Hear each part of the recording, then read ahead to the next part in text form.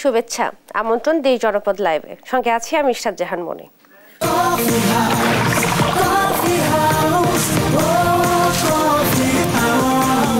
Coffee house, প্রতি চুমুকে আড্ডা জমে। 2024-25 অর্থ বছরের প্রস্তাবিত বাজেট নিয়ে চেম্বার অব কমার্সের নেতৃবৃন্দের মাঝে রয়েছে প্রতিক্রিয়া। আরও জানাতে যুক্ত হচ্ছেন সহকর্মী ইলিয়াস, এবং তিনি আমাদের সাথে যুক্ত হচ্ছেন ময়মনসিংহ থেকে। ইলিয়াস, আপনি কি শুনতে পাচ্ছেন আমাকে?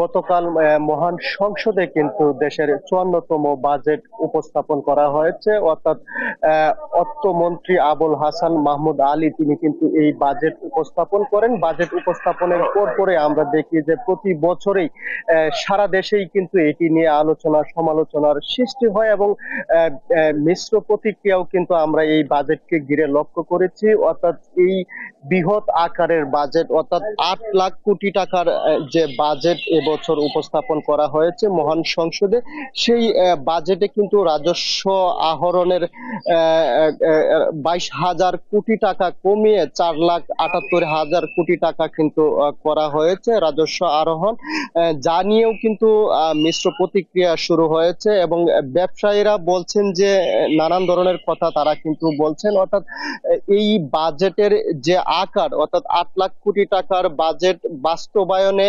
1,37,500 কোটি টাকা ব্যাংক থেকে নেয়ার কিন্তু সরকার চিন্তা ভাবনা করছেন। অর্থাৎ ব্যবসায়ীরা বলছেন বৃহৎ অঙ্কের টাকা যদি ব্যাংক থেকে চলে যায় তাহলে তাদের কিন্তু ব্যবসা বাণিজ্য করতে অনেকটাই কঠিন হয়ে পড়বে, এবং তারা কিন্তু ব্যাংক থেকে তাদের যে লোন সেটি কিন্তু তারা হয়তো পাবেন না, এবং তাদের যে ব্যবসা সেই ব্যবসা নিয়ে কিন্তু তারা অনেকটাই বিপাকের মধ্যে পড়বেন, সেই বিষয়টি ব্যবসায়ীরা বলছিলেন। এবং তারা বলছেন যে বিদেশ থেকে যদি লোন আনা যায় তাহলে কিন্তু এই ব্যাংক থেকে যদি লোন না নেওয়া হয়, যেহেতু বাংলাদেশের ব্যাংকের অবস্থা কিন্তু অনেকটাই নাজুক, সেই বিষয়টি বলছিলেন। এছাড়াও আমরা লক্ষ্য করেছি যে বাজেট উপস্থাপন হওয়ার পরে মহান সংসদে এর প্রভাব কিন্তু বাজারে এবং অন্যান্য দ্রব্যের দামের মধ্যে কিন্তু পড়তে শুরু করেছে, এবং ব্যবসায়ীরা কিন্তু নানান কথা বলছেন। আমরা একজন ব্যবসায়ীর সঙ্গে বাজেট নিয়ে একটু কথা বলবো। ময়মনসিংহের স্বনামধন্য ব্যবসায়ী কাজল কুরাইশি আমাদের সঙ্গে রয়েছেন, এবং ব্যবসায়িক নেতাও কিন্তু তিনি বটে। আমরা একটু যুক্ত হব মহান সংসদে গতকাল যে বৃহৎ আকারের বাজেট উপস্থাপন করা হয়েছে, এই বাজেটে আসলে ব্যবসায়ীদের জন্য কেমন সুযোগ সুবিধা থাকছে বলে আপনারা মনে করেন কিনা, এবং এই বাজেটে আসলে কতটুকু সুফল বয়ে আনবে ব্যবসায়ীদের? আমি নিজে একজন ব্যবসায়ী হিসেবে হতাশ, কারণ আমরা একটি শুধু উদাহরণ বলি, যেমন একটা বিষয়ে ভ্যাটের একটি বিষয়ে আমরা বিভিন্ন সেবা খাতে 15%-এর উপর একটি ভ্যাট আরোপ করা আছে দীর্ঘ সময় ধরে, এবং আমরা দীর্ঘ সময় ভ্যাটের কর্মকর্তাদের সঙ্গে বিভিন্ন সেমিনারে আমরা দাবি জানিয়ে এসেছি। যেমন পর্যটন খাতে নতুন করে আবার 15% করা হলো, আমাদের ধরেন মুদ্রণ শিল্প খাতে সেখানে 15% ভ্যাট নিয়ে আমরা বলেছি যে এইটি করার ভিতর দিয়ে সরকার কখনোই চান না যে পুরোপুরি ভ্যাটটি আদায় হোক, এই পরটি দিনে খোলা রাখেন। কারণ যদি এটি একটি মানে 2% বা 1% এরকম একটি জায়গায় রাখা হতো তাহলে প্রতিটি সেবা খাতের মধ্যে, প্রতিটি সেবা কার্যের মধ্যে আমরা এটি যুক্ত করতে পারতাম। এখন যেটি করা হয় সেটা হলো যে আমরা একটা ম্যানেজ পলিসিতে চলি, এবং এটি মানে ওপেন সেক্টর, ফলে এই জায়গাটিতে বাংলাদেশের যারা এই বিষয় নিয়ে ভাবেন, অর্থনীতির বিষয় নিয়ে ভাবেন, তারা আমাদের এই যে দীর্ঘ সময়ের দাবি, এই যে বাস্তব অভিজ্ঞতার বিষয়গুলো, এটা তারা নিজেরাও জানেন, এবং সেইখানে তারা সেই পরিবর্তনগুলো এবারের বাজেটেও সেটি আনেননি, বরঞ্চ নতুন করে করারোপ করা হয়েছে। এবং এর ফলে গত বছর আমরা দেখেছি যে করের যে প্রত্যাশিত আয় বা যে হওয়ার কথা সেটি হয়নি, এবং এই যে হয়নি এটিরও কিন্তু কোনো জবাবদিহিতা নেই। যদি জবাবদিহিতা থাকতো তাহলে নিশ্চয়ই এই সংস্কারগুলো হতো, এবং এই সংস্কারগুলো বারবার বলার পরে সরকারের কাছে আমরা নিবেদন করব, ব্যাংকের যে অবস্থাটি শুরু হয়েছে, ব্যাংকের ভিতরে সুদহার নিয়ে যে খেলাটি শুরু হয়েছে, এর ভিতরে বিনিয়োগ কমে যাবে। এবং আমরা যারা সিসি লোনের ব্যবহারকারী তারা দেখেছি যে 9% থেকে মানে সিঙ্গেল ডিজিট থেকে হঠাৎ করে 14-15 হয়ে গেছে। এর মানে হচ্ছে যে আমাদের এই জায়গাটিতে সংকুচিত করে আনতে হবে নিজেদেরকে, আমাদের এই যে বিনিয়োগ, আমাদের যে আরেকটু বড় পণ্যের পুঁজির বা বড় ব্যবসার জায়গাটি বাড়ানোর যে চিন্তা, এটিকে সংকুচিত করার একটি প্রবণতা আমাদের ভিতরে কাজ করবে, এবং এটি অর্থনীতির জন্য ভালো লক্ষণ নয়। এবং এইখানে দরকার ছিল আরো বেশি প্রণোদনা দিয়ে সরকারকে আরো বেশি মানে যেসব জায়গায় সংশোধন দরকার, সংস্কার দরকার, যে জায়গাগুলোতে মানে আলো ফেলা দরকার, দীর্ঘ সময় ধরে যে জায়গাগুলো মানে অবহেলার মধ্যে আছে এবং মানে যে জায়গাগুলো কাজ করছে না, সেই জায়গাগুলো যদি কারেকশন না করে আপনি প্রতি বছর নিয়ম রক্ষার্থে কি বাজেট দেন, সেই নিয়ম রক্ষার বাজেট দিয়ে আপনার কাঙ্ক্ষিত যে লক্ষ্য সেটি কখনোই পূরণ হবে না। এটা আমরা সাধারণ একজন মানুষ হিসেবে আমিও বুঝি, আরো যারা বড় বড় অর্থনীতিবিদ আছেন, যারা সরকারের বিভিন্ন জায়গায় আছেন পলিসিতে, তারা নিশ্চয়ই বুঝেন। কিন্তু কেন সেটি হচ্ছে না, এটি একটি বিরাট ধাঁধা। এবং আমাদের দেশে আমরা দেখতে পাচ্ছি যে আসলে সকল কিছুতেই প্রত্যাশার সঙ্গে মানে যে ফলাফল যেটি ঘটে বা যে পলিসিটি ধরা হয় সেটি অনেক অনেক দূরে থাকে। আমাদের এখানে প্রচুর আইন আছে, সেই আইনের প্রয়োগগুলো নেই। আমাদের এখানে প্রচুর নীতিমালা তৈরি করা হচ্ছে, সেই নীতিমালাগুলো ঠিক মতো কাজ করছে কিনা, দিনের পর দিন সেগুলো কেন ব্যর্থ হচ্ছে সেটির কোনো মূল্যায়ন নেই। এবং যাদের উপরে সেই দায়িত্বটি থাকে তারা সেটি ঠিক মতো পালন করলেন কিনা, সেই দেখভালটি করার জন্য যে জনপ্রতিনিধির যে ভূমিকা থাকা দরকার ছিল, জনপ্রশাসনের যে ভূমিকা থাকা দরকার ছিল, সেখানে ওই ধরনের কিছু নেই। সেখানে শুধু চলে কিছু তোষণ, কিছু মানে ভোগ বিলাস। এবং আমরা দেখেছি যে এই বাজেটেও সম্ভবত, আমি অতটা বলতে পারবো না, তবু আমার একটা ধারণা যে প্রায় 2/3 টাকাই ব্যয় হবে সরকার পরিচালন খাতে। যদি ব্যাপারটা এরকম হয় তাহলে পরে আমরা দেখবো যে এই জায়গাটিতে একটি ভুল সিগন্যাল দিচ্ছে আগামী দিনের জন্য। কারণ সরকার পরিচালনার ক্ষেত্রে যে ব্যয় এবং সেখানে গাড়ি কেনা সহ অন্যান্য মানে নানান রকম আয়োজন উৎসব এগুলোর মাধ্যমে যে খরচগুলো হচ্ছে এটা অনুৎপাদনশীল খাতে এবং অপ্রয়োজনীয় খাতে, সেগুলো আমাদের অর্থনীতিতে নতুন করে যে সম্ভাবনার দ্বার খোলার সম্ভাবনা ছিল, যে উইং গুলোতে কাজ করা দরকার ছিল, বড় বড় প্রকল্পের জায়গায় ছোট ছোট কাজগুলো যেগুলো করলে পরে মানুষের আরো সুবিধা হবে, বিকাশ হবে। এবং যারা ক্ষুদ্র পুঁজি নিয়ে ব্যবসা করেন, ক্ষুদ্র উদ্যোক্তা যারা, তাদেরকে অবশ্যই প্রণোদনার মধ্যে আনা দরকার ছিল এবং আরো এনকারেজ করা দরকার ছিল। তাহলে পরে বাংলাদেশ একটি শক্তিশালী অর্থনীতির ভিত্তি তৈরি করতে পারত।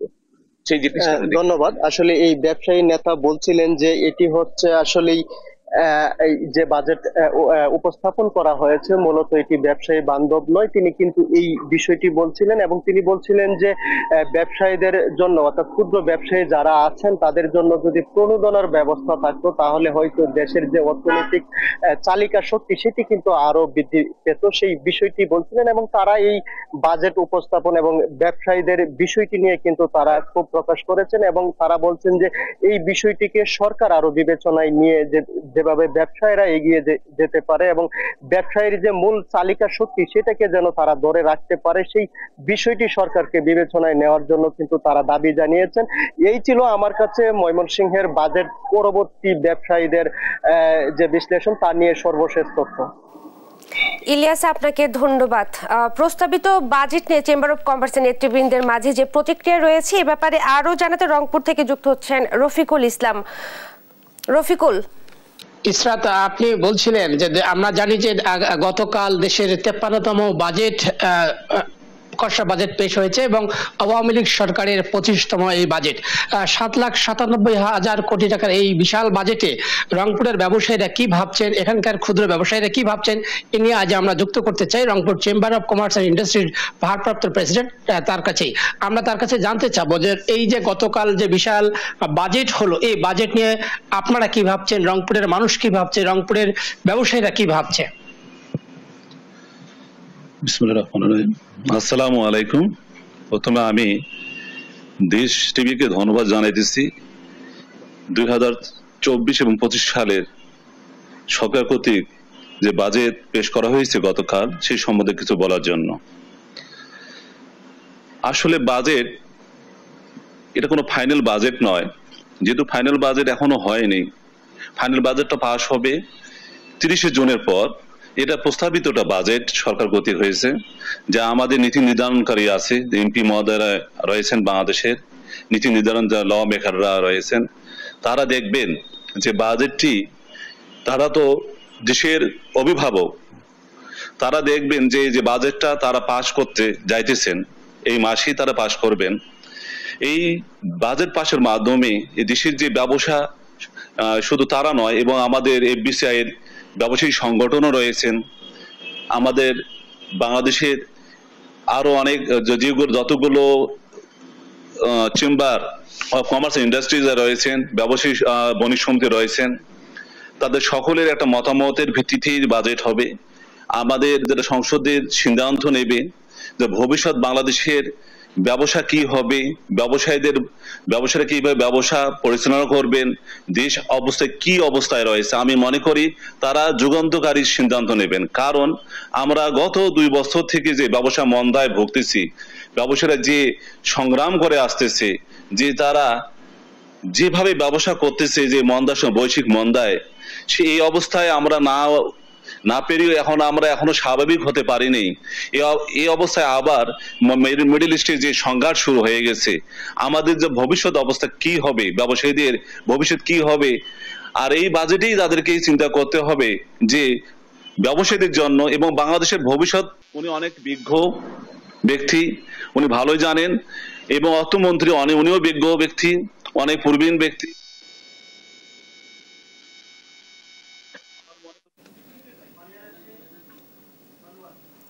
রফিকুল, আপনাকে ধন্যবাদ। বাজেট পরবর্তী প্রতিক্রিয়া নিয়ে রংপুর থেকে আমাদেরকে জানাচ্ছিলেন রফিকুল ইসলাম।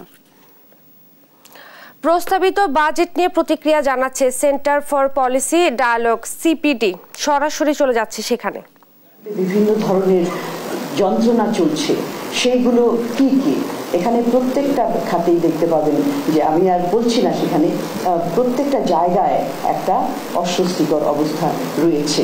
সেটা যদি আমাদের রাজস্ব আহরণ থেকে শুরু করে ব্যয় ব্যবস্থাপনা, নিম্ন ব্যয় করার সক্ষমতাটা, ব্যাংক খাত থেকে ঋণ নেওয়া উচ্চ হারে, ব্যাংকিং খাতের দুরবস্থা, ব্যাংকে লিকুইডিটির তারল্য সীমিত হয়ে আসা, আমাদের রপ্তানির প্রবৃদ্ধিতে একটা ভোলেটালিটি নিম্ন দিকে, রেমিটেন্স প্রবাহ বাড়ছে না তেমনভাবে, ব্যক্তি খাতের বিনিয়োগ একটা স্থবির অবস্থায় রয়েছে, বৈদেশিক মুদ্রার রিজার্ভ তলানির দিকে যাচ্ছে, আমদানিটাও একটা রেস্ট্রিক্টেড অবস্থায় কমে যাচ্ছে, এবং তারপরে হচ্ছে যে আমাদের এক্সচেঞ্জ রেট, সেটাও এখন সেটাকে অনেকবার করে ডেপ্রিসিয়েট করা হয়েছে, কারণ এটাকে তুলনীয় অন্যান্য দেশের কারেন্সির সাথে তুলনীয় করা এবং একটা প্রতিযোগিতার সক্ষমতার জন্য সেটাও সেখানে অনেকবার পরিবর্তন করা হয়েছে। অর্থনৈতিক প্রবৃদ্ধি, যেটা নিয়ে আমরা সবসময় গর্ব করতাম যে এত প্রবৃদ্ধি হচ্ছে, সেখানেও কিন্তু একটা নিম্নগতি দেখা যাচ্ছে। এছাড়া বিদ্যুৎ এবং জ্বালানি খাতে সেখানেও সরবরাহের সমস্যা রয়েছে এবং দামের উচ্চ মূল্যেরও দেখা দিচ্ছে। এই প্রেক্ষিতে সামষ্টিক অর্থনৈতিক যে কাঠামোটা, সেটা বাজেটের কি ধরনের দেখা হয়েছে, যে ম্যাক্রো ইকোনমিক যে ফ্রেমওয়ার্ক যেটা, সেখানে বিভিন্ন অর্থনীতির যে মূল কিছু সূচকগুলো, চলকগুলো, সেটা আগামী অর্থ বছরে কিরকমভাবে দেখা হয়েছে। সেখানে যদি আমরা দেখি, সেখানে প্রায় প্রতিটি চলকের ক্ষেত্রে কিন্তু এমন প্রক্ষেপণ করা হয়েছে 2025 সালের জন্য যে সেগুলো বাস্তবতার সাথে সেগুলোর কোনো সাযুজ্য নেই। যেমন ধরুন জিডিপি প্রবৃদ্ধি 2025 অর্থ বছরে সেটা 6.7% হিসাব করা হয়েছে, অথচ 2024 যেটা কিনা লক্ষ্যমাত্রার শুরুতে ছিল 7.5%, সেটা কিন্তু এখন আমাদের সংশোধিত 2024 বাজেটে সেটা কমিয়ে 5.8 আনা হয়েছে। এবং বিভিন্ন আন্তর্জাতিক সংস্থা, IMF এবং বিশ্বব্যাংক, তারাও তাদের হিসাবের মধ্যে দেখিয়েছে যে আমাদের চলতি অর্থ বছরের জিডিপি প্রবৃদ্ধির হার 5.6, আরেকজন বলেছে 5.7 হবে। সেই প্রেক্ষিতে 6.8 প্রবৃদ্ধির হার অনেকটাই উচ্চাকাঙ্ক্ষী, এবং এটা কোথা থেকে আসবে, এটার জন্য তো বিনিয়োগ লাগবে, এবং সেই ক্ষেত্রে দেখা যাচ্ছে বিনিয়োগের ক্ষেত্রেও যে প্রক্ষেপণটি করা হয়েছে সেটা কিন্তু অনেকখানি বেশি। আমরা দেখেছি যে গত অর্থ বছরের যে গ্রস টোটাল যে মোট বিনিয়োগের দিকে দেখি, সেখানে সেটাও যে লক্ষ্যমাত্রাটি ছিল সেটা সংশোধিত বাজেটে কমিয়ে 31% করা হয়েছে, সেটা আগামী অর্থ বছরে 33.4% করা হবে আশা করা যাচ্ছে। এবং ব্যক্তি খাতের বিনিয়োগ সবচেয়ে গুরুত্বপূর্ণ, সেখানে দেখা যাচ্ছে যে সেটাও কিন্তু অনেক দিন থেকে আমরা বলছি এটা স্থবির, একটা 24-25% মধ্যে একটা স্থবিরতার মধ্যে রয়েছে। 2024-এ সেটা প্রাক্কলন করা হয়েছিল 27.4%, এবং পরবর্তীতে এসে এটা সংশোধন করে 23.5% করা হয়েছে। সেখান থেকে হঠাৎ উল্লম্বন করে 27%, 27.3% এক বছরের মধ্যে হবে কিভাবে? কোথা থেকে সেটা আসবে সেই বিনিয়োগটা, সেটা কিন্তু আমাদের কাছে বোধগম্য নয়। সেই জন্য এই যে হঠাৎ ড্রামাটিক্যালি একটা ইমপ্রুভমেন্ট হবে, সেটার জন্য কি ধরনের ব্যবস্থা রয়েছে সেটা অর্থনীতির অন্যান্য জায়গায় কিন্তু লক্ষ্য করা যাচ্ছে না। বিশেষ করে হয়তো বিনিয়োগের পরিবেশটাই অনেকটা সংকুচিত হয়ে আছে অনেক ধরনের চাপের কারণে। এবং যদি এই প্রবৃদ্ধিটা যদি টাকার অঙ্কে আমরা দেখি, তাহলে কি হবে যে সেখানে 3,43,544 কোটি টাকা বাড়তি লাগবে এই উল্লম্ঘনটা করার জন্য। এই টাকা কোথা থেকে আসবে? এবং আরেকটা বিষয় যে আমরা সবসময় বলে থাকি যে বিনিয়োগ এবং প্রবৃদ্ধি, যে ইনক্রিমেন্টাল ক্যাপিটাল আউটপুট রেশিও, যে 1 টাকা মূলধন বিনিয়োগ করে আমরা কত প্রবৃদ্ধি পাবো কিংবা আউটপুট পাবো, সেখানে এখানে দেখা যাচ্ছে যে 2025-এ এটা 4.9 এটা কমেছে। তার মানে হচ্ছে যে একটা প্রোডাক্টিভিটি, আমাদের যে উৎপাদনশীলতা বাড়ছে, এটা খুব ভালো কথা এবং এটাই হওয়া উচিত যে আমরা যে টাকা খরচ করবো তার রিটার্নটা আরো বেশি আসবে। যদি আমরা মনিটারি বিষয়ক যে সূচকগুলো আছে এবং মূল্যস্ফীতির দিকে দেখি, একটু আগেই বললাম যে ব্যক্তি খাতের বিনিয়োগ হবে এত বেশি, এবং বিনিয়োগটা করার জন্য কি আছে যে প্রাইভেট সেক্টরের ক্রেডিট দরকার হবে। প্রাইভেট সেক্টরের যে ঋণ প্রবাহ 2025 অর্থ বছরে 9% এটা প্রাক্কলন করা হয়েছে। 2024-এ যেটা 15 করা হয়েছিল প্রথম দিকে, সেটা সংশোধন করে 10% করা হয়েছে। এখন প্রস্তাবিত বাজেট নিয়ে প্রতিক্রিয়া জানাচ্ছিলেন Centre for Policy Dialogue CPD. নতুন বাজেটে প্রায় 27টি নিত্যপণ্যের দাম কমানো হচ্ছে। বাজারে কি আসলেই এর প্রভাব পড়ছে? এ নিয়ে আরো জানাতে রাজধানীর মোহাম্মদপুর কৃষি মার্কেট থেকে সরাসরি যুক্ত হচ্ছেন সহকর্মী শাহিদুজ্জামান সাকিব। সাকিব, পেঁয়াজ, রসুন, চাল, ডাল সহ নানা পণ্যের দাম কমার কথা বলা হয়েছে। বাজারের চিত্র কেমন দেখছেন জানাবেন।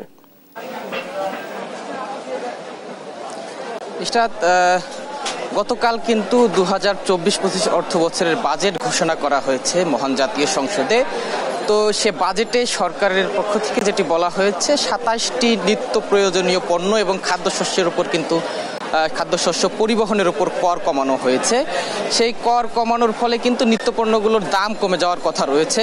তবে আমরা আজকে বাজেট পরবর্তী দিনে, ছুটির দিনে আমরা বাজারে এসে আসলে তার কোনো ছিটে ফোটা লক্ষ্য করিনি। এখন পর্যন্ত বাজেটের কোনো প্রভাবই বলতে গেলে আসলে এই নিত্যপণ্যের বাজারে আমরা দেখতে পাইনি।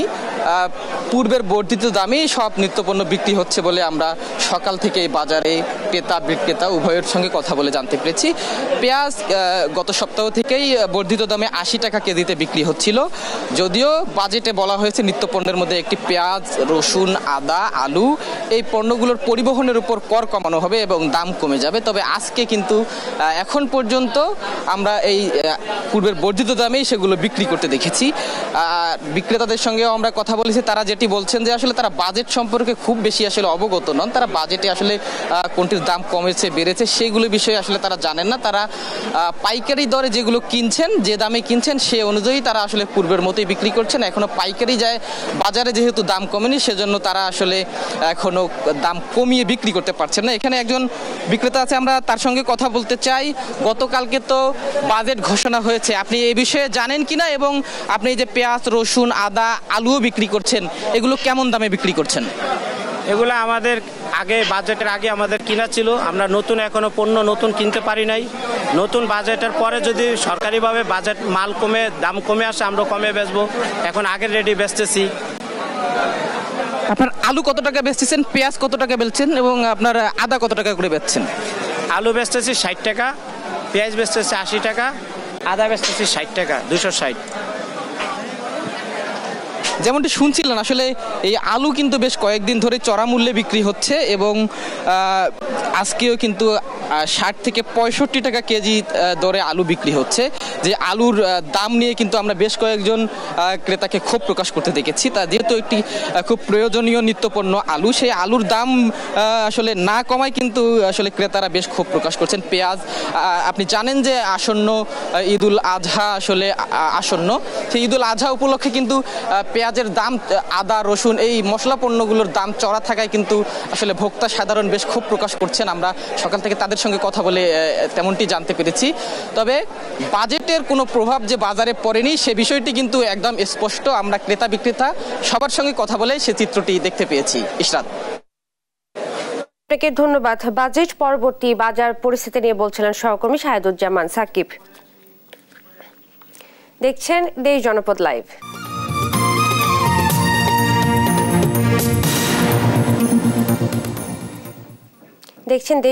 লাইভ।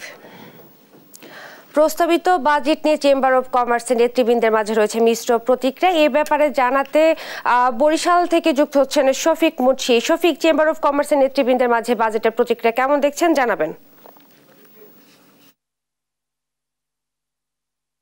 ইশরাত, আজ সকালে কিন্তু আমরা দেখিয়েছি যে বাজেট পরবর্তী সময়ে বরিশালের সাধারণ মানুষ যারা বাজারমুখী তারা কিন্তু আসলে খুব একটা স্বস্তির কথা আমাদেরকে জানাননি।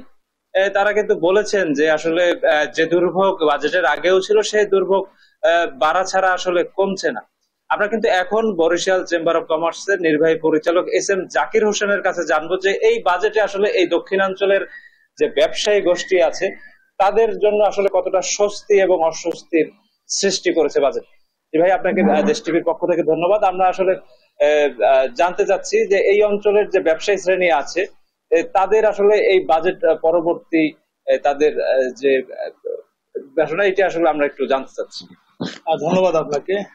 আমরা সকলেই জানি এটি দেশের ৫৩তম বাজেট এবং বর্তমান আওয়ামী লীগ সরকারের এটি ২৫তম বাজেট এবং বর্তমানে যিনি অর্থমন্ত্রী আছেন এটি ওনার প্রথম বাজেট এবং এই বাজেটটি বাংলাদেশের যতগুলো বাজেট হয়েছে এই বাজেটটি কিন্তু চ্যালেঞ্জিং বাজেট। আপনারা জানেন যে অর্থনৈতিক মন্দা সহ বিভিন্ন ধরনের রিজার্ভ সংকট সহ বিভিন্ন চ্যালেঞ্জিং মুখে কিন্তু এই বাজেটটি উপস্থাপিত হয়েছে। আমরা আসলে বরিশালের যারা ব্যবসায়ীরা আছেন আপনারা জানেন যে কদিন আগে আমাদের এখানে যে রোমেলের যে ভয়াবহ তাণ্ডব হয়েছে এবং প্রতি বছরে কিন্তু আমরা প্রকৃতির সাথে যুদ্ধ করে থাকি, বিশেষ করে দক্ষিণাঞ্চলের মানুষ। এবং আমাদের এখানে দুটি পথে আমাদের জন্য কৃষি এবং মৎস্য, এই দুটির উপর কিন্তু আমরা নির্ভরশীল। আপনারা এবার জানেন যে ৮০০ কোটি টাকার উপরে কিন্তু এই অঞ্চলের কৃষিখাতে আপনার ক্ষতিগ্রস্ত হয়েছে। এখানে প্রায় আরো ১০০০ কোটির মতো দক্ষিণ অঞ্চল, শুধুমাত্র বরিশাল খুলনা সহ বিভিন্ন অঞ্চল মিলে প্রায় ১০০০ কোটি টাকার মতো মৎস্যের কিন্তু ক্ষতিগ্রস্ত হয়েছে। তা আমার যেটি সরকারের কাছে আমাদের ব্যবসায়ীদের পক্ষ থেকে আবেদন যে এটি যদি এলাকা ভিত্তিক করা হতো, অঞ্চল ভিত্তিক করা হতো, তখন আমাদের দক্ষিণ অঞ্চলের মানুষ প্রকৃতির সাথে আমরা যুদ্ধ করবো, এটা আমাদের নিয়মিত প্রতিনিয়ত একটি কাজ এবং এটি প্রতি বছরই আমরা কমপক্ষে ২ বার কিন্তু এই যুদ্ধের জন্য প্রস্তুত থাকি। কিন্তু আমরা কিন্তু এখন আর দক্ষিণ অঞ্চলের মানুষ ত্রাণ কিন্তু চায় না, তারা চায় সরকারের মোকাবেলা করতে পারে, সরকার যেন এই সহায়তাগুলো করতে পারে। এবার আপনার মৎস্য যারা ব্যবসা করেন, যারা ক্ষুদ্র ক্ষুদ্র ব্যবসায়ী আছেন বা যারা বড় ব্যবসায়ী আছেন, তাদের কিন্তু মাছ কিন্তু তারা রাখতে পারেনি। তারা ব্যাংক ঋণ নিয়ে কোটি কোটি টাকা ঋণ নিয়ে কিন্তু মৎস্য তারা হ্যাচারি বা মৎস্য ব্যবসা করে থাকেন, কিন্তু এদেরকে কিন্তু এরা পথে বসে গেছেন, এদের কিন্তু দেখার মতো কেউ নেই। আমার মনে হয় আমি সরকারের কাছে আবেদন জানাবো যে প্রতি বছর যদি দক্ষিণ অঞ্চলের জন্য একটি বাজেট করা থাকে, এরা এই বন্যায় ক্ষতিগ্রস্ত হলে তাদের মোকাবেলার জন্য একটি বাজেট থাকতে পারে। কারণ আমরা কিন্তু দেখছি যে বন্যাটা কিন্তু প্রতি বছরই কিন্তু আসছে, এটি এমন নয় যে এবছর এসেছে এর গত ২ বছর আসেনি, তা কিন্তু নয়। আর দ্বিতীয়ত যেটি আমরা দেখেছি যে স্বাস্থ্য খাতে আমাদের কিন্তু এবার বরাদ্দ আছে। বিশেষ করে আপনারা জানেন যে দক্ষিণাঞ্চলের শেরেবাংলা মেডিকেল কলেজ অত্যন্ত গুরুত্বপূর্ণ একটি জায়গা। এই জায়গাটিতে আপনি দেখবেন যে এখানে কোনো মেশিন নেই, কোনো টেস্ট হচ্ছে না, এরকম অনেকগুলো বিষয় আছে। আমি সরকারের কাছে আবেদন করব যে যতগুলো খাত আছে প্রতিটা খাতের জন্য সদ্ব্যবহার হয়, বিশেষ করে দক্ষিণাঞ্চলের। যে ইশরাত, আমরা আসলে দেখছিলাম যে বরিশাল চেম্বার অফ কমার্সের যে নেতৃবৃন্দ তারা আসলে বাজেট নিয়ে কেমন মন্তব্য করছিলেন। তো এই ছিল আমার কাছে বরিশাল থেকে বরিশাল ব্যবসায়ী গোষ্ঠীরা তারা এই সর্বশেষ বাজেট নিয়ে তাদের ধারণা আমাদের সাথে পেশ করলো। ইশরাত, শফিক, আপনাকে ধন্যবাদ। বরিশালের চেম্বার অব কমার্সের নির্বাহী পরিচালক AS জাকির তার প্রতিক্রিয়ার কথা জানাচ্ছিলেন। চট্টগ্রাম থেকে যুক্ত হচ্ছে নাজিম, আমাদেরকে জানাবেন যে কি প্রতিক্রিয়া দেখতে পাচ্ছেন। জি, আপনি যেমনটা বলছেন যে গতকাল যে বাজেট ঘোষণা করা হয়েছে সে বাজেট ঘোষণার পরপর চট্টগ্রামে যারা ব্যবসায়ীরা রয়েছেন তাদের মাঝে এক ধরনের প্রতিক্রিয়া দেখা দিয়েছে, কারণ তারা বলছেন এই বাজেট ব্যবসা বান্ধব হলেও বাজেটে যেসব পণ্যের দাম কমানো হয়েছে এবং যেসব পণ্যের দাম বাড়ানো হয়েছে আদৌ এই বিষয়টি ঠিক থাকবে কিনা। আমরা এই বিষয়ে কিন্তু ব্যবসায়ীর সাথে কথা বলবো। তিনি চাল, ডাল, চিনি এইসব বিষয়ে ব্যবসা করতে খুচরা বাজারে এগুলো সরবরাহ করে থাকেন। আসলে গতকাল যে বাজেট ঘোষণা করা হয়েছে, বাজেটে কিছু পণ্যের দাম কমানোর কথা বলা হয়েছে, কিছু পণ্যের দাম বাড়ানোর কথা বলা হয়েছে। এই ক্ষেত্রে আপনি যেহেতু ব্যবসা করতেছেন খুচরা বাজারে বা পাইকারি বাজারে, আপনাদের দাবি কতটুকু পূরণ হবে? আমাদের দাবি হচ্ছে আসলে বাংলাদেশের, আমি তো একজন বাংলাদেশের সদস্য, ওই হিসেব করে ধরুন বাজেটটা যেভাবে দিছে এখন বাজেটে যেই জিনিসের দামগুলো পণ্যগুলো কমানো হয়েছে বা যেগুলো বাড়বে বলতেছে ওগুলো যাতে সহনীয় পর্যায়ে থাকে, যেগুলো বাড়ার কথা ওগুলো যাতে হু হু করে বেড়ে না যায়, আর যেগুলো কমার কথা ওগুলো তাড়াতাড়ি যেন একটু এস্টাবলিশ হয়। এটা সরকারের মনিটরিং ব্যবস্থা যদি আমাদেরকে যে মনিটরিং করে সরকারে, মানে বেঞ্চে দিয়ে, কিন্তু উপরের লেভেলে দেখতেছি ওই রকম কোনো কার্যকরিতাও দেখি না আমরা। উপরের লেভেলে যদি আপনি কার্যকরী না করেন তা আমাদেরকে করে লাভটাকে, আমি তো ওকে ফলো করবো। উপরের লেভেলে যদি বড় ব্যবসায়ীদেরকে আপনার এখানে মনিটরিংটা ঠিক মতো না করলে আমাদেরকে যদি সবকিছুর আওতায় নিয়ে আসতেছেন, কিন্তু ওদেরকে কিছুই দেখতেছি ওদের মানে আইনের আওতায় নিয়ে আসতেছেন না। এখানে আমাদেরকে মনিটরিং করতে লাভ নাই, আমি তো ওকে ফলো করবো। ওকে যদি ঠিক করেন, ওই মাল নিয়ন্ত্রণ যদি ইনফোর্টাররা যদি মাল মানে রেট গুলা ধরেন কালকে এলসি রেট দিছে 1400 টাকা, এলসি ও বিক্রি করতেছে 3500 টাকা, এই সমন্বয়টা কে করবে? সরকারের দায়িত্ব না এগুলা? সরকারের মানুষের জনগণের যে প্রত্যাশা, এখন দ্রব্যমূল্যের বৃদ্ধিতে মানুষের নাবিশ্বাস উঠতেছে। এখন মানুষ পাগলের মতো করে আমাদেরকে এইসব প্রশ্ন করে, এটা আমাদেরকে মানে টর্চারিং করতেছে, কিন্তু আমরা ভুক্তভোগী। কিন্তু বর্তমান দেখছি যে প্রশাসন কি করে আমি জানি না, কিন্তু প্রশাসন উপরের লেভেলে কোনো মানে কার্যকরী কোনো পদক্ষেপই নিচ্ছে না। আমাদের বেশি প্রত্যাশা হচ্ছে যেগুলো জিনিসের দাম বর্তমান কমানো হয়েছে এগুলো রিজনেবল রেটে থাকুক, আমরা মানুষের কাছে মানে সুবিধা রেট একটা জিনিসটা মানুষের কাছে হাতে নিতে পারি। ব্যবসায়ী যেটি বলছেন আসলে যে যেসব পণ্যের দাম কমানো হয়েছে সেটি আদৌ যেন কম থাকে এবং যেসব পণ্যের দাম বাড়ানো হয়েছে সেগুলো যেন নিয়ন্ত্রণের মধ্যে থাকে। পাশাপাশি খাতুনগঞ্জ কেন্দ্রিক যেসব পণ্য আমদানি রপ্তানি হয় এগুলোর উপর যেন মনিটরিং করা হয়, তাহলে বাজারের যে ব্যবসায়ীদের প্রত্যাশা সেটি তাহলে পূরণ হবে মনে করছেন ব্যবসায়ী। এই ছিল চট্টগ্রাম থেকে আমার কাছে সর্বশেষ। নাজিম, আপনাকে ধন্যবাদ। চট্টগ্রাম থেকে বাজেট পরবর্তী প্রতিক্রিয়া নিয়ে বলছিলেন সহকর্মী নাজিম। দেখছেন দেশ জনপদ লাইভ।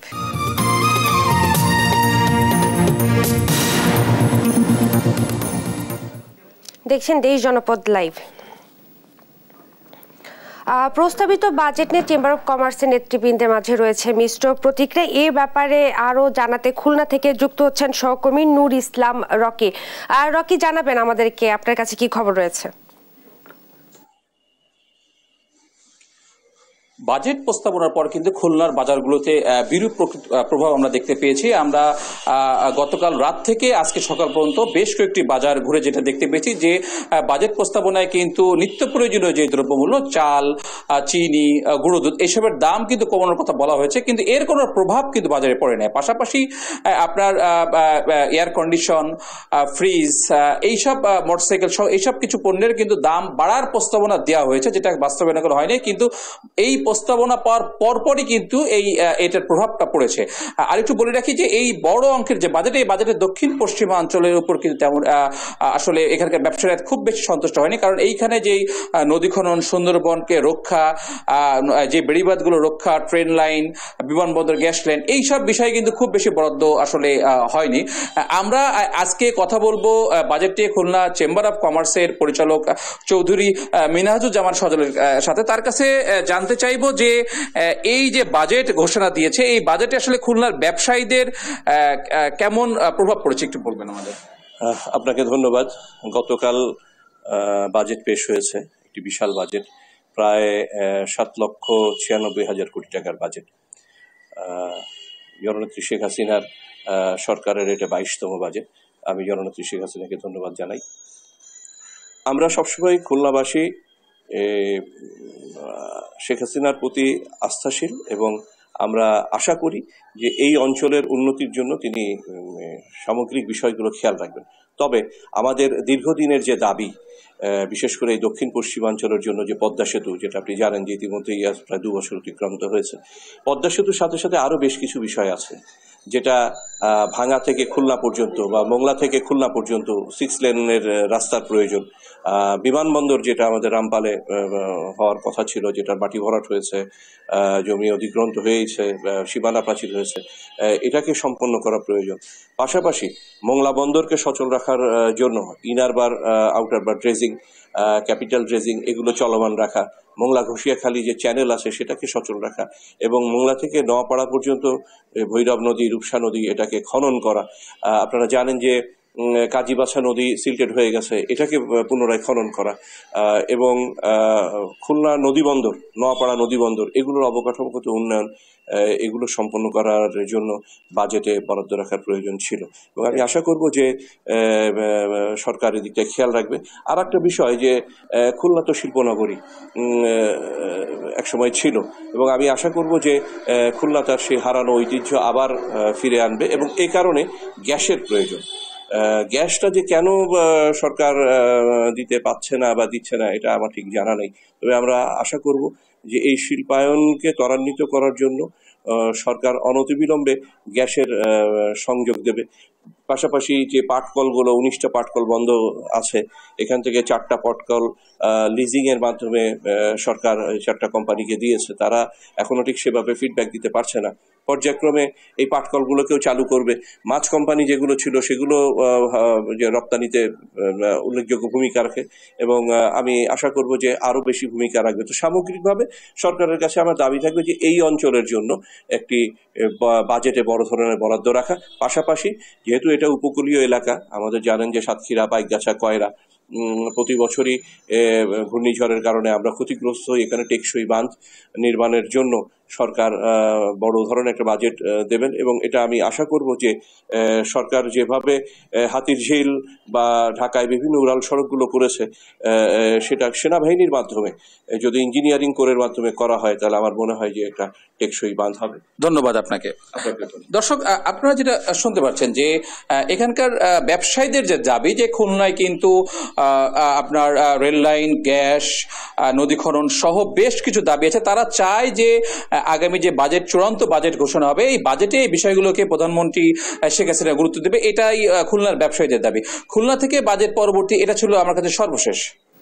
রকি, আপনাকে ধন্যবাদ। খুলনা থেকে নূর ইসলাম রকি জানাচ্ছিলেন বাজেট পরবর্তী প্রতিক্রিয়া সম্পর্কে। বাজেট নিয়ে চেম্বার অব কমার্সের নেতৃবৃন্দের মাঝে রয়েছে অনেক প্রতিক্রিয়া। আরো জানাতে কুমিল্লা থেকে যুক্ত হচ্ছেন সহকর্মী সুমন কবির। সুমন, বিস্তারিত জানাবেন।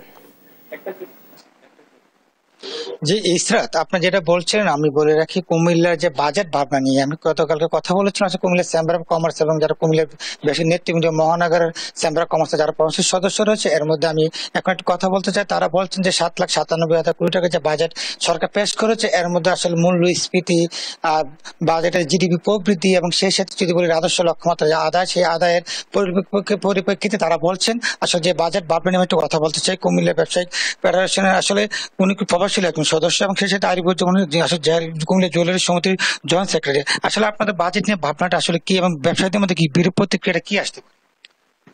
ধন্যবাদ দেশ টিভিকে এত সুন্দর একটা বিষয় নিয়ে আলোচনার সুযোগ করার জন্য। বাজেট, এবার যে বাজেটটা পেশ হয়েছে গতকালকে, আমি খুব ভালোভাবে দেখেছি। অনেকগুলা পয়েন্ট নিয়ে আমি দেখেছি। বিশেষ করে আমি একজন জুয়েলারি ব্যবসায়ী, আমার সেক্টরে যে জিনিসটা আমি পরিলক্ষিত হয়েছে, আসলে বাজেটে ভ্যাট এবং ট্যাক্স এগুলা থাকবে, এগুলা দিয়েই একটা সরকারের উন্নয়ন সম্ভব। একটা দেশের মূল স্তম্ভ কিন্তু এটাই। কিন্তু আমরা যেটা সরকার যেটা লক্ষ্যমাত্রা দিবে সেটা আদায় করাটা কিন্তু একটা বড় চ্যালেঞ্জ। সেক্ষেত্রে আমরা দেখেছি আমাদের জুয়েলারি এতে আমাদের 5% ভ্যাট বলবৎ আছে। আমরা এটা সরকারকে বলেছিলাম যে যদি 3% ভ্যাট করা হইতো আমাদের জুয়েলারি বিক্রয়ের ক্ষেত্রে, তাহলে হয়তো এটা আদায় করাটা একটু সহজ হইতো। তো একটা জিনিস ধরেন আমরা ট্রু করলাম, কিন্তু এটা আদায় করাটা কিন্তু একটা বড় একটা বিষয়, বড় একটা চ্যালেঞ্জ থাকে আর কি। তো সেক্ষেত্রে আমাদের দাবি থাকবে যে এটা আমাদের জুয়েলারি ভ্যাটটা যাতে 3% করে দেওয়া হয়, এবং অন্যান্য বিষয়গুলো যেগুলো আমি পরিলক্ষিত হয়েছে, যেমন কালো টাকা সাদা করার সুযোগ দেওয়া হয়েছে বাজেটের মধ্যে। এটা আসলে 15% ট্যাক্স দিয়ে কালো টাকা সাদা করা যাবে, কিন্তু এটা প্রকৃত ব্যবসায়ীদেরকে আসলে নিরুৎসাহিত করা হয়। বলছেন আসলে প্রকৃত ব্যবসায়ীদেরকে নিরুৎসাহিত করা হয়েছে। তবে আমি একটু জানিয়ে রাখছি, আমার সাথে এখন যুক্ত হচ্ছে নারী উদ্যোক্তা এবং ব্যবসায়ী এবং প্রভাবশালী সদস্য। আসলে আপনার নারী উদ্যোক্তা হিসেবে আসলে আপনারা কিভাবে দেখছেন এই বাজেটের ভাবনা? ধন্যবাদ দেশ টিভিকে এত সুন্দর একটি প্রোগ্রাম আয়োজন করে দেওয়ার জন্য। আমি মেহবুবা মাকসুদ স্মৃতি, পেশায় একজন প্রফেশনাল শেফ। আমাদের যে বাজেটটা পেশ করা হয়েছে, সরকার একটা দেশের মূলত চালিকা শক্তি যেমন সরকার, পাশাপাশি কিন্তু আমরা সাধারণ জনগণ যারা, তারাও কিন্তু একটা দেশের চালিকা শক্তি। তো একজন নারী হিসেবে আমি প্রথমে যেটা বলতে চাই, একটা সংসারের চালিকা শক্তি কিন্তু আমি একজন নারী, এবং পাশাপাশি আমি একজন ব্যবসায়ী। কি ধরনের ব্যবসায়ী? আমি খাবার উৎপন্ন করি, খাবার প্রোডাকশন করি, এবং সেটা হচ্ছে মানুষের সামনে বা জনগণের সামনে, যেটা আমি যখন আমার বাজেট হিসেবে যখন আমি পেশ করতে যাই, তখন কিন্তু বর্তমান যে বাজেট আছে এখন আমাদের, তার সঙ্গে আমার কস্টিং এবং সেলিং প্রাইসিং কিন্তু আমি কিছুটা হলেও আমি কিন্তু এখন অস্বস্তিকর পরিস্থিতি বলছেন। তারা আসলে অস্বস্তিতে রয়েছেন বর্তমান যে বাজেটটা আসলে করেছেন। তারা চাচ্ছেন এই বাজেটটা আছে সাধারণ জনগণ বলছেন আসলে আমরা মূল্যস্ফীতি, জিডিপি প্রবৃদ্ধি সাথে রাজস্ব লক্ষ্যমাত্রা তারা বলছেন আমরা বাজারে যাবো, ক্রয় ক্ষমতার মধ্যে পণ্য ক্রয় করব এবং সরকার আমাদের কর্মসংস্থান সৃষ্টি করবে। আসলে এটাই আমাদের লক্ষ্য।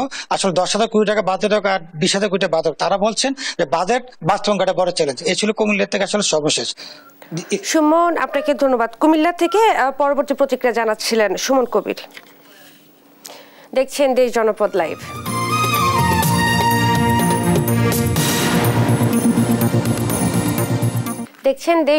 লাইভ। রাজধানীর বাংলা মোটরের প্রস্তাবিত বাজেট নিয়ে প্রতিক্রিয়া জানাচ্ছেন বিশেষজ্ঞরা। সরাসরি চলে যাচ্ছে সেখানে। সরকার বাস্তবায়নের দিক থেকে আরো বেশি নজর দেওয়া উচিত। সরকারে যারা বাজেট দিচ্ছেন কিংবা নীতি নির্ধারক, তারা তো বলে দিচ্ছেন যে আমরা এইভাবে এগোতে চাচ্ছি, কিন্তু সত্যিকার অর্থে বাস্তবায়ন করেন যারা মাঠ পর্যায়ে, যারা কর্মকর্তা, যারা উদ্যোক্তা, তাদেরকে আরো অনেক বেশি সক্রিয় হতে হবে। যেখানে যেখানে বাস্তবায়নের সমস্যা আছে সেই জায়গাগুলোতে আমার মনে হয় যে পার্টনারশিপ গড়ে তোলা যায় ব্যক্তি খাতের সাথে কিংবা এনজিওদের সাথে। আরেকটা হলো যে ডিজিটাল মনিটরিং, অর্থাৎ আজকালকার দিনে এখন ডিজিটাল টেকনোলজি এত উন্নত। ধরুন আমরা একটা ব্রিজ করছি, ব্রিজটা আজকে কত অংশ আমরা কাজ করলাম, আমি তো মোবাইলে যে কোনো সময় ছবি তুলে কিন্তু আমরা পাঠিয়ে দিতে পারি। এইভাবে ইমপ্লিমেন্টেশনের স্ট্যাটাসটা আজকাল ডিজিটালি মনিটর করা অনেক সহজ। এবং রাজধানীর বাংলা মোটরে প্রস্তাবিত বাজেট নিয়ে প্রতিক্রিয়া জানাচ্ছিলেন বিশেষজ্ঞরা।